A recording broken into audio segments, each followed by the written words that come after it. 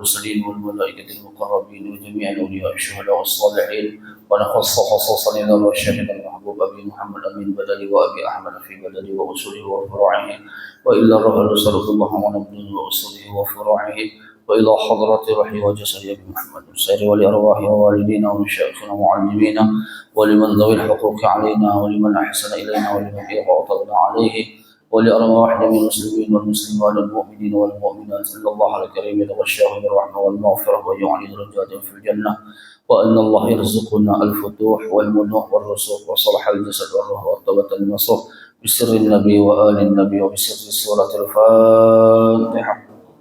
أعوذ بالله من الشيطان الرجيم. بسم الله الرحمن الرحيم. الحمد لله رب العالمين الرحمن الرحيم إياك نعبد وإياك نستعين اهدنا الصراط المستقيم صراط الذين أنعمت عليهم غير المغضوب عليهم ولا الضالين.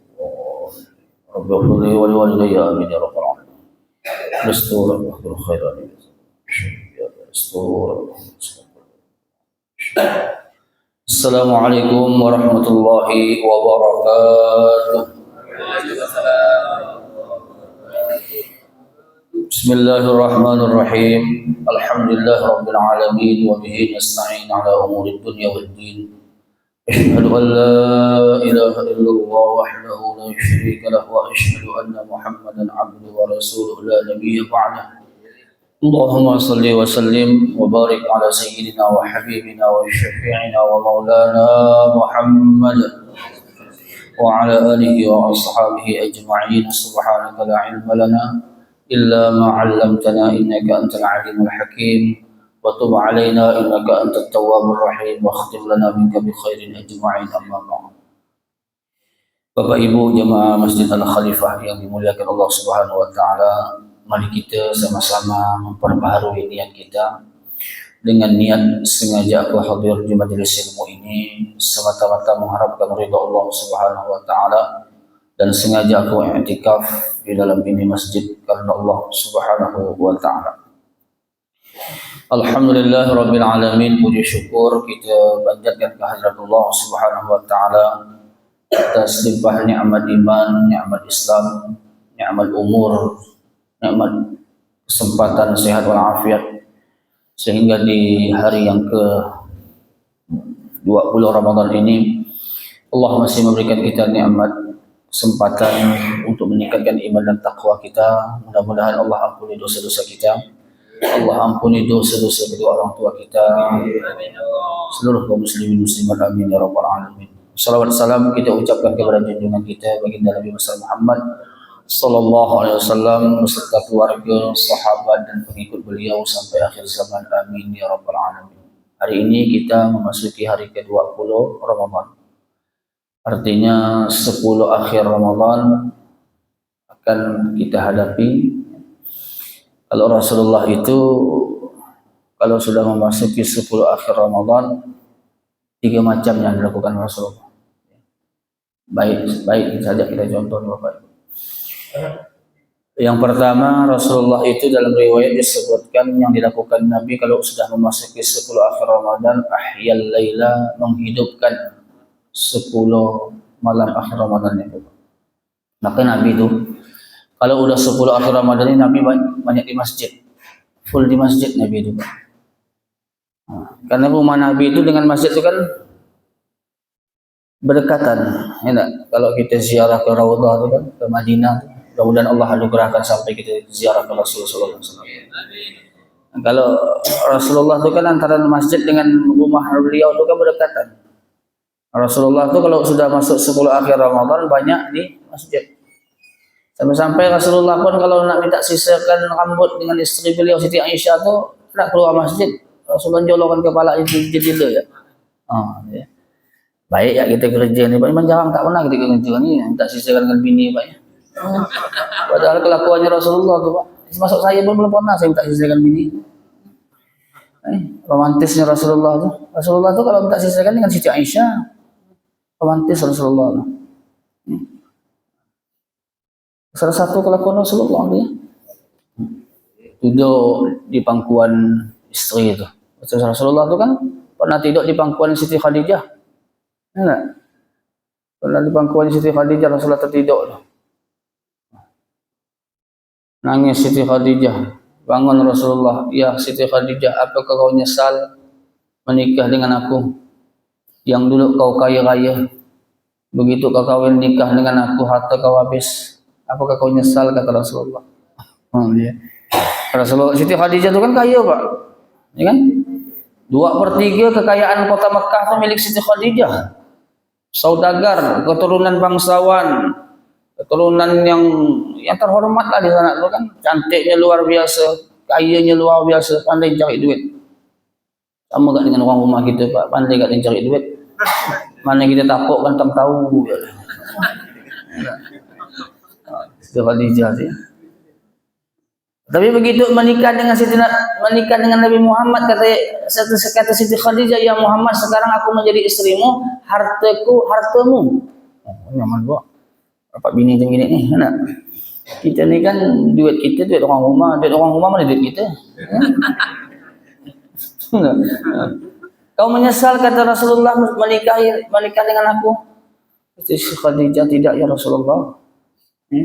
Seandainya, kata Siti Khadijah, aku sudah meninggal duluan ya Muhammad, risalah Islam belum selesai kau sebarkan, kau gali ya kuburanku, ambil tulang belulangku, kalau laku kau jual untuk menyebarkan agama Allah Subhanahu wa taala.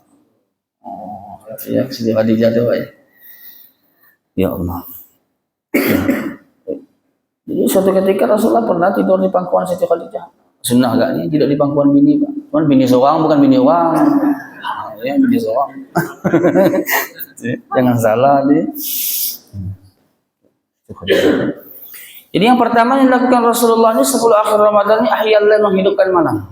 Menghidupkan malam. Kita ini dikasih ulama 3 cara menghidupkan malam ini. Tergantung kelas kita masing-masing. Mau kelas yang VIP ada, mau kelas yang sedang ada, yang paling awam, yang ekonomi pun ada kan. Serah kita Bapak Ibu pilih. Tergantung kita masing-masing. Kelas yang paling bagus itu dari maghrib, ya, jejak subuh, tak ada tidur-tidur, diisi dengan ibadah kepada Allah Subhanahu wa taala 10 akhir Ramadan semalam ini. Kalau sanggup silakan, kan? Ini kan pilihan, ya tak? Dari maghrib, jejak subuh, tak ada tidur-tidur, beribadah. Diisi dengan ibadah macam-macam lah, tadarusan ke, majelis taklim ke, silaturahim ke. Silaturahim itu kan ibadah, ya kan? Kita ziarah ke tempat kawan, kan silaturahim itu kan ibadah. Jadi seumpama kita cari amalan yang nyaman-nyaman ya, untuk silaturahim itu kan nyaman, tempat kawan, ya kan? Apalagi kalau kita jarang ketemu itu kan lain silaturahimnya tuh. Makanya kata ulama, kalau kita mau bersilaturahim itu jaga jarak, jangan terlalu sering menang. Tiap malam-malam muka dia, ya terus. Zulghibban tazdad hubban, kata ulama, jaga jarak silaturahim. Pokoknya apapun ibadah kita isi di 10 malam. Tak tidur dari maghrib jejak subuh kalau sanggup. Isi dengan ibadah lah. Letih berzikir, letih bersalawat, letih baca Quran. Istirahat dulu, buat air kopi dulu. Kan? Yang merokok lo, kan? Tapi jangan lama merokok pada ibadah. Merokok sampai 45 jam, ibadah 15 menit ya. Habis itu merokok lagi, banyak merokok. Kalau sanggup, Pak, pilihan pertama 10 akhir Ramadan malam ini. Sanggup kita dari maghrib jejak subuh tak tidur, ya silakan. Pilihan yang pertama. Atau yang kedua, kata ulama. Yang kedua itu macam mana? Beribadah separuh malam. Ya. Dari tarawih seumpama kita istirahat, bangun jam 1 atau jam 2, sepertiga malam kita bangun. Isi dengan ibadah jejak subuh. Ini pilihan yang kedua nih, Pak. Atau yang ketiga, ini kelas-kelas ekonomi lah, kelas-kelas yang terbit macam kita ini yang ketiga, ya. Kelas-kelas awam ini ya. Jangan sampai kelas yang ketiga pun tak ada kerjakan rugi gitu, Pak. Kelas yang ketiga ni yang macam mana? Solat isya berjamaah dan solat subuh berjamaah, itu dijaga, Pak. Kenapa? Karena kalau kita sholat isyaknya berjamaah, itu kata Rasulullah, nilainya kita beribadah separuh malam. Pakaan nama nisfal laili, seolah-olah dia beribadah separuh malam. Karena kita sebabnya isyak berjamaah. Jadi kalau kita subuhnya berjamaah, kata Rasulullah, seolah-olah kita beribadah semalaman suntuk, kan gitu. Jadi kalau kita isyaknya berjamaah, ditambah lagi subuhnya berjamaah, berarti nilainya itu 1 malam 1/4 lah. Walaupun kita tu tidak tahu malam itu tu malam Lailatul Qadar, ya kan? Tapi karena kita tu isyaknya berjamaah, subuhnya berjamaah, kita dapat nilai Lailatul Qadar, Pak. Dinilai Allah kita menghidupkan malam Lailatul Qadar semalaman suntuk dengan sebab isyak berjamaah dan subuhnya berjamaah. Nah, ini 3 ya, kelas ekonomi lah kita pilih. Jangan sampai ini pun tak dikerjakan, rugi lah gitu, Pak. Tak sanggup kita beribadah semalaman suntuk, ambil separuh malam pun tak agak sanggup, isyak berjamaah, subuh berjamaah. Yang kedua yang dilakukan Nabi di akhir 10 Ramadan ini, wa aiqadha ahlahu, membangunkan keluarga-keluarganya untuk beribadah kepada Allah Subhanahu wa taala. Jadi Nabi bangunkan keluarga-keluarganya, sering dibangunkan Rasulullah. Yang ketiga, Nabi itu mengencangkan ikatan pinggangnya, artinya bergiat beribadah kepada Allah Subhanahu wa taala di 10 akhir Ramadan ini. Dan mulai malam ini intai kata Rasulullah, 10 akhir Ramadan itu intai, terutama malam-malam ganjil. Ini Rasulullah yang ngomong, Pak. Terutama malam-malam ganjil kata Nabi, Lailatul Qadar. Karena Lailatul Qadar itu kan khusus untuk umat Nabi Muhammad, tak diberikan umat-umat dulu dahulu. Kenapa diberikan untuk umat Nabi Muhammad? Ya, satu ketika kan Rasulullah bercerita dengan sahabat tuh tentang umat dulu. Ya, Rasulullah bercerita lah, kalau umat-umat terdahulu tuh kata Rasulullah, mereka tuh umur panjang-panjang, beribadah banyak, ada yang jihad sampai 80 tahun. Berjihad tuh Pak, berperang 80 tahun. Jadi sahabat mendengar seperti itu tuh ada rasa, yang mana sahabat duduk, orang duduk dia diberi umur panjang, dapat beribadah banyak. Tapi kata Rasulullah, jangan khawatir, kita ni umat Nabi Muhammad ini walaupun umurnya sekian puluh tahun ya, tapi Allah berikan satu malam yang istimewa, yaitu malam Lailatul Qadar. Macam mana caranya Allah berikan kita malam Lailatul Qadar? Nabi memberikan jalan dulu, Pak. Apa kata Rasulullah? Man fattara sha'iman min kasbin halalin. Barang siapa yang memberi orang makan ya, untuk berbuka puasa. Kita ngasih orang makan untuk berbuka puasa. Min kasbin halalin, dari usaha yang halal. Ya. Kita beri orang makan itu untuk berbuka puasa. Tapi yang puasa, ya, kalau kita malah orang tak berpuasa, kita malah sotokan makan minum, kita pun berdosa lah, Pak. Berdosa lah kita. Kita tahu dia wajib puasa. Ya. Seumpama dia tu wajib puasa, tak ada alasan tak nak puasa, memang dia tak mau nak puasa. Kita pula nyodohkan makan minum karena dia bekerja rumah kita, ngecat rumah kita dan sebagainya. Balik tuan rumah pula nyiapkan air kopi dan sebagainya. Dosa kita. Begitu juga ibu-ibu tu. Ya. Isteri wajib taat kepada suami kan. Dia isteri taat kepada suami. Tapi kalau suami ngajak bermaksiat, tak apa-apa. Wala tak boleh ibu taat. Macam mana pula ngajak maksiat? Seumpama suami tak puasa. Ini sebab tak ada, sakit tak ada. Ya tak? Gila tak ada. Gila tu kan tak apa-apa, tak puasa. Ya. Tapi tak nak puasa suami ibu tu. Dia jam siang gini lalu nak nyuruh bini ni, dek, buatkan naik kopi, dek. Enggak. Wajib ibu tak taat tu. Tak ada bang, pokok tak ada, tak boleh. Pokoknya dari subuh jejak maghrib tak ada nak ngopi-ngopi, tak ada. Ngopi tak ada, ngeteh tak ada, apa lagi nak nusu apa tak ada bang. Ya. Jadi kata Rasulullah, kalau kita memberi orang makan yang berbuka puasa, satu kata Rasulullah, salat alaihil malaika layal Ramadan, malaikat akan memintakan ampun kepada Allah sepanjang malam Ramadan, Pak. Jadi kalau kita nih hari ini ngasih orang makan yang berbuka puasa, nanti malam sepanjang malam malaikat akan memintakan kita ampun kepada Allah Subhanahu wa taala. Yang kedua kata Rasulullah, malaikat Jibril akan menyalami kita, Pak, pada malam Lailatul Qadar. Ya. Artinya apa? Untuk jalan menemukan malam Lailatul Qadar itu, yaitu jalannya tadi itu orang buka puasa. Karena malaikat Jibril nanti kata Rasulullah akan menyalami seseorang pada malam Lailatul Qadar itu. Ya, malaikat Jibril itu kan nanti turun malam Lailatul Qadar. Ya. Mudah-mudahan Allah anugerahkan kita, Bu. Malam yang istimewa, malam Lailatul Qadar yang khairun min alfi syahrin. Kita baca dulu wasiat Nabi satu aja, Bapak ya. Ini wasiat Nabi kita baca. Ya Aliyu ra'aitu maktubun ala babil jannati anti muharramatun ala kulli bakhilin wa aqin wa nammamin. Wahai Ali, kata Rasulullah, aku, kata Nabi, melihat, nengok di pintu surga itu tertulis.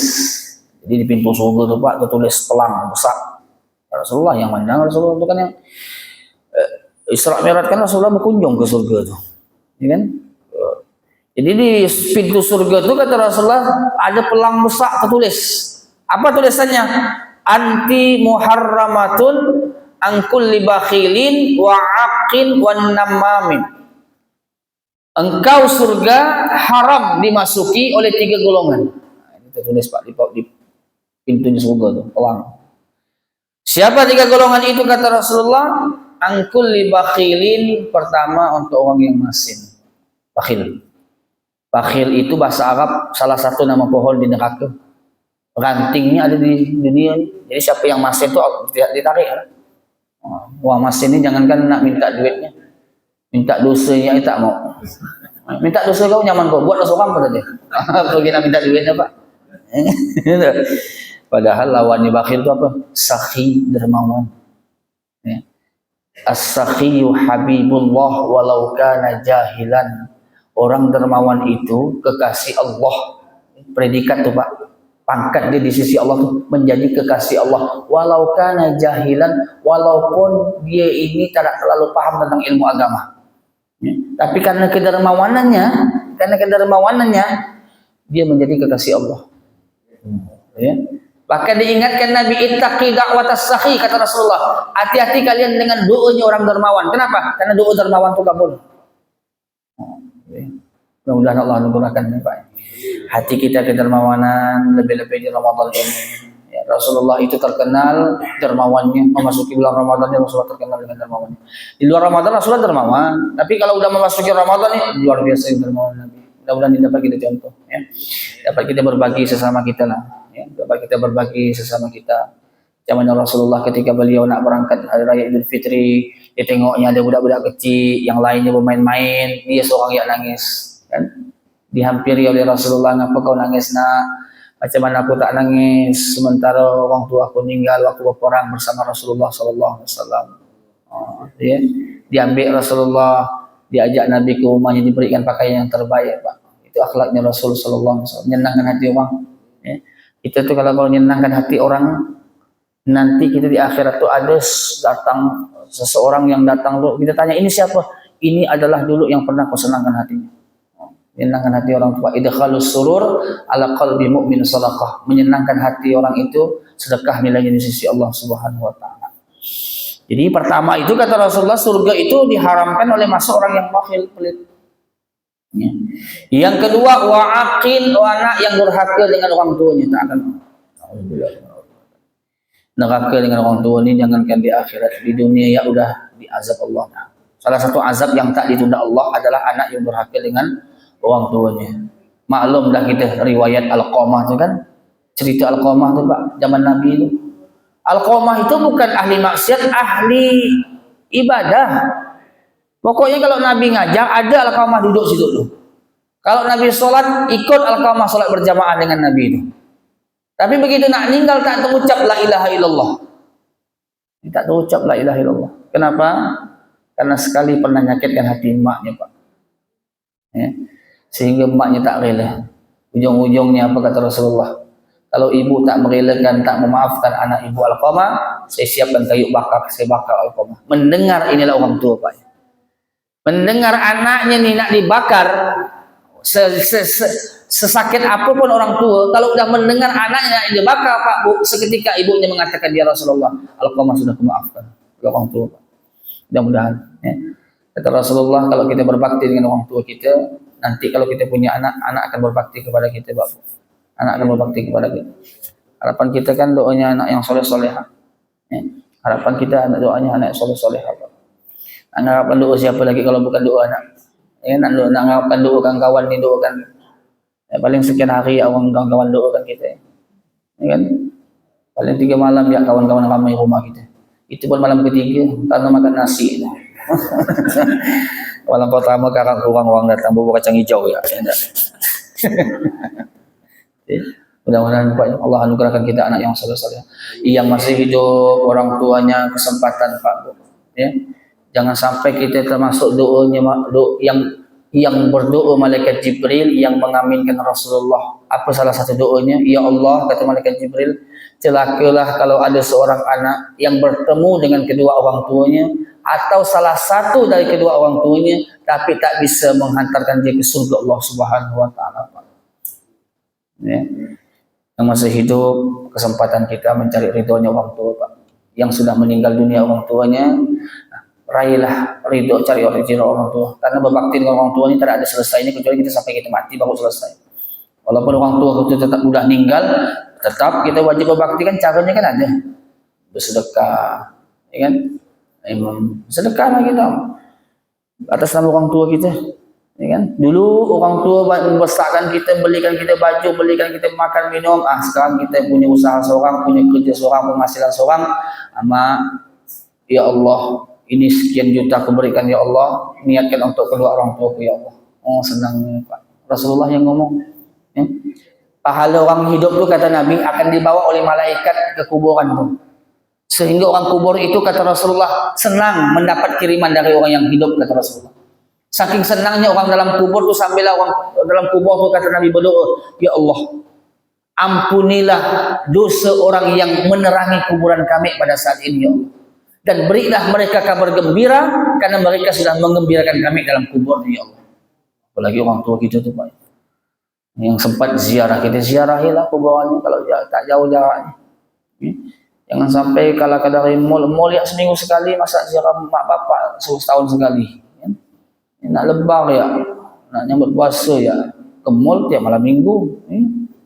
Bukan tak ada berpahala ziarah ke orang tua tu Pak. Selangkah anak ziarah ke orang tuanya, sekian derajat Allah berikan anak tersebut Pak. Sekian dosa Allah ampuni anak tersebut. Ya. Sekian hajat Allah kabulkan anak tersebut Pak. Mudah-mudahan Allah jadikan anak-anak kita anak yang soleh dan solehah. Dan mudah-mudahan Allah ampuni dosa-dosa kedua orang tua kita Pak. Kita nak balas kebaikan orang tua kita tak akan terbalas. Cuma doa yang dapat kita panjatkan. Hanya doa yang dapat kita panjatkan Bapak Ibu. Yang terakhir kata Rasulullah, golongan yang ketiga yang diharamkan Allah masuk ke dalam surga, namam, orang yang suka menyebarkan berita yang tak betul, hoax. Suka ngadu domba. Sini lain omongannya, sana lain omongannya. Ada orang tu Pak zaman dulu, kan dulu tu kan jual beli budak. Budak tu apa ya? Hamba sahaya. Bukan budak macam Pontianak ni kan, bukan budak tu hamba sahaya. Bisa dijual belikan manusia. Ada salah satu budak tu, salah satu hamba sahaya, dia kerja kuat. Kuat kalau kerja kuat. Cuma satu yang penyakitnya, apa? Suka ngadu domba. Tapi ada orang nak belinya, tak apalah kata dia. Yang penting dia kuat kerja ya. Dibelinya lah. Singkat riwayat, timbul penyakit yang si sahabat saya suka ngadu domba tadi tu. Dia beritahulah istrinya, istri tuan tadi tu. Kata dia, tuan ni, suami awak ni, ya, ada perempuan suka dengan dia. Ya, tapi perempuan itu tu aneh kata dia. Dia suka dengan jenggot suami awak tu kata dia. Bagus kau potong yang jenggot laki kau tu kata dia. Ya, dia ngasut laki itu Pak. Dia ngasut bini itu. Tak lama dia bercerita lagi dengan isterinya tu. Itu laki kau tu kata dia lain dah nampak. Ya. Laki kau tu lain nampaknya. Ada perempuan suka dengan dia. Tak lama dia ngomong lagi ke istrinya. Ngomong lagi ke suaminya tu.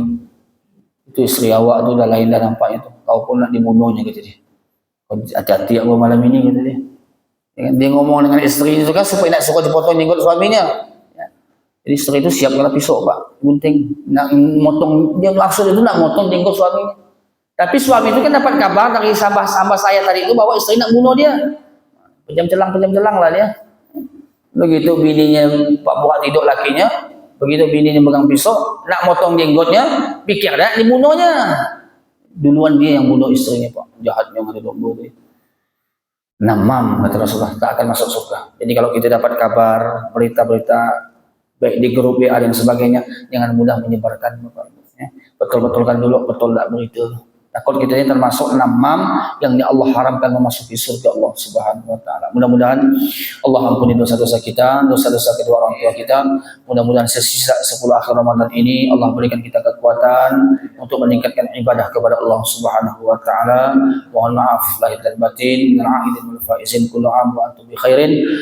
Bismillahir nabi wa alin nabi wa bisri suratil Fatihah.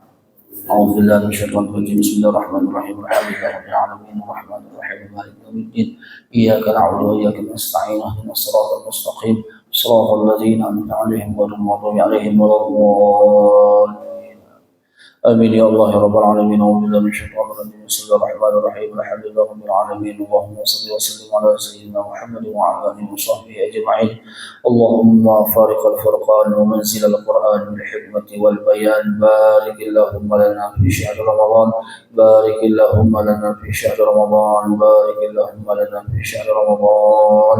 ربنا تقبل منا صلاتنا وصيامنا وقيامنا وركوعنا وسجودنا وتضرعنا وتخشعنا وتعبدنا، وتمم تقصيرنا يا الله يا أرحم الراحمين. ربنا اغفر لنا ولوالدينا وارحمهم كما ربونا صغارا، ولجميع المسلمين والمسلمات والمؤمنين والمؤمنات الأحياء منهم والأموات برحمتك يا أرحم الراحمين. ربنا آتنا في الدنيا حسنة وفي الآخرة حسنة وقنا عذاب النار.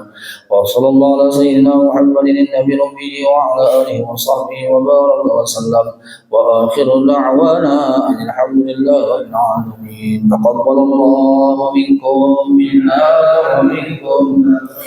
اللهم صل على سيدنا محمد. سبحانك اللهم وبحمدك نشهد أن لا إله إلا أنت نستغفرك ونتوب إليك. والسلام عليكم ورحمة الله وبركاته.